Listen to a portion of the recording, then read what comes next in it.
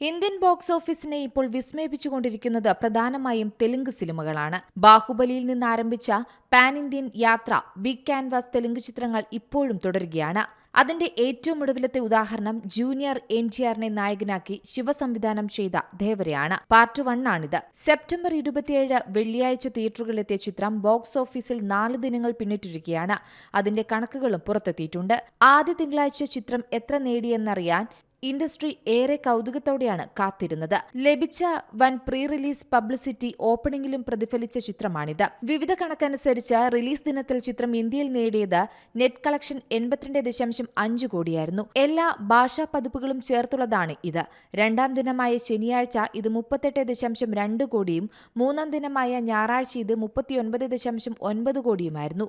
ഏറ്റവും ഒടുവിൽ പുറത്തെത്തിയ തിങ്കളാഴ്ചത്തെ കണക്കനുസരിച്ച് ചിത്രം നേടിയിരിക്കുന്നത് 12.5 കോടിയാണ്.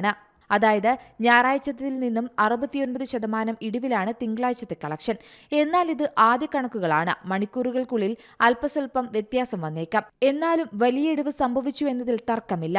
കണക്കനുസരിച്ച് ചിത്രം ഇന്ത്യയിൽ നിന്ന് ആദ്യ 4 ദിനങ്ങളിൽ നേടിയിരിക്കുന്നത് 173 കോടിയാണ്. അതേസമയം വിദേശ ബോക്സ് ഓഫീസിലും മികച്ച പ്രതികരണം നേടുന്ന ചിത്രമാണിത്.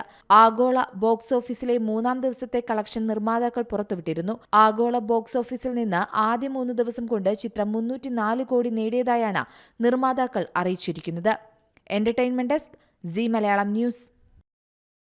ഏറ്റവും പുതിയ വാർത്തകളും വിശേഷങ്ങളും വിരൽത്തുമ്പിലറിയാൻ സീ മലയാളം ന്യൂസ് എല്ലാ ഡിജിറ്റൽ പ്ലാറ്റ്ഫോമുകളിലും ലഭ്യം.